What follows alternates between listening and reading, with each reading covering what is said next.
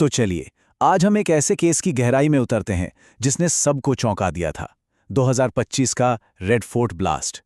ये सिर्फ एक धमाके की कहानी नहीं है, बल्कि ये कहानी है उस जटिल जांच की जिसने आतंक के एक ऐसे नए और कह सकते हैं अनसोचे चेहरे को भी नाकाब किया। इसने हमारी सुरक्षा एजेंसियों को भी सोचने पर मजबूर कर दिया। 13। ये सिर्फ एक नंबर नहीं है ना? ये वो 13 जिंदगियां हैं जो उस हमले में चली गईं। इससे पहले कि हम इस पूरे मामले को समझें, ये याद रखना बहुत जरूरी है कि इसकी कीमत कितनी बड़ी थी। तो सबसे पहले बात करते हैं कि आखिर उस दिन हुआ क्या था।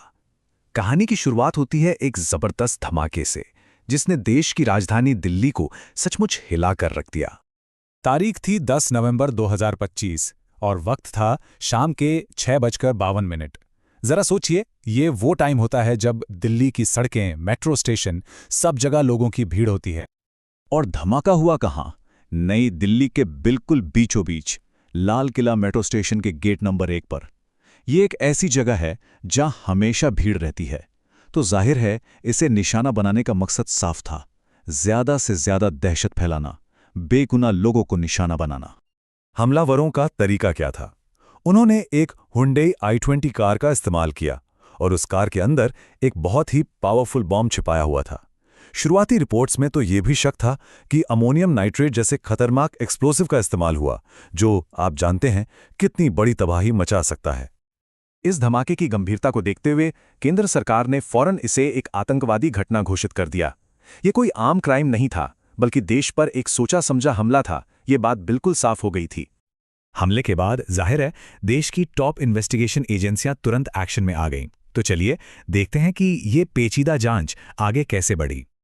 ये मामला इतना सेंसिटिव था कि इसकी जांच का जिम्मा नेशनल इन्वेस्टिगेशन एजेंसी यानी एनआईए को दिया गया। अब एनआईए के सामने एक बहुत बड़ी चुनौती थी, इस हमले के पीछे की सच्चाई को दुनिया के सामने लाना।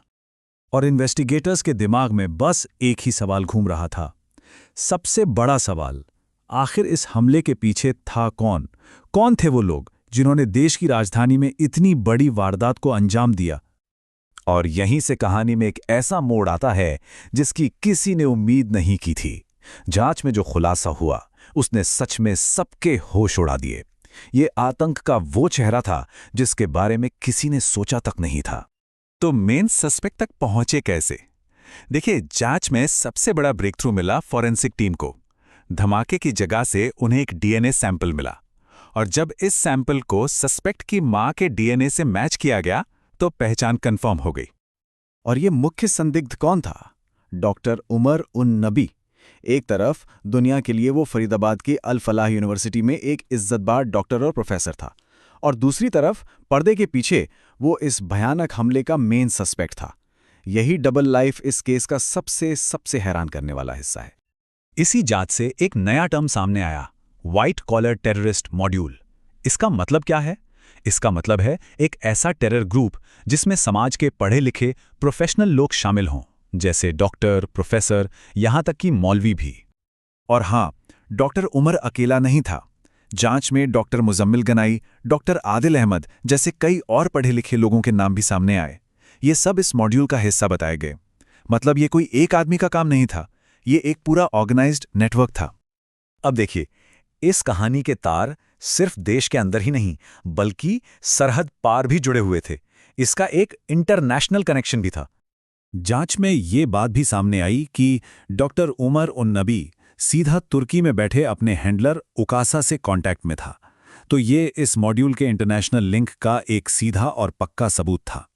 बात यहीं खत्म नहीं हुई। इस नए मॉड्यूल के लिंक जैश-ए-मोहम्मद और अंसार गज़वतुल हिंद जैसे पुराने बैन हो चुके और कुख्यात आतंकी संगठनों से भी मिले। इससे यह पूरा मामला और भी ज्यादा सीरियस हो गया। अच्छा, तो इन सब खुलासों के बाद अब क्या हो रहा है? चलिए इस केस के करंट स्टेटस पर भी एक नज़र डाल लेते हैं। अथॉरिटीज़ ने भी तेज़ी से एक्शन लिया है। पुलवामा में जो मेन आरोपी था डॉक्टर उमर, उसके घर को गिरा दिया गया है। अल फलाह यूनिवर्सिटी भी जांच के घेरे में है। कई गिरफ्तारियां भी हुई हैं और जांच अब भी चल रही है।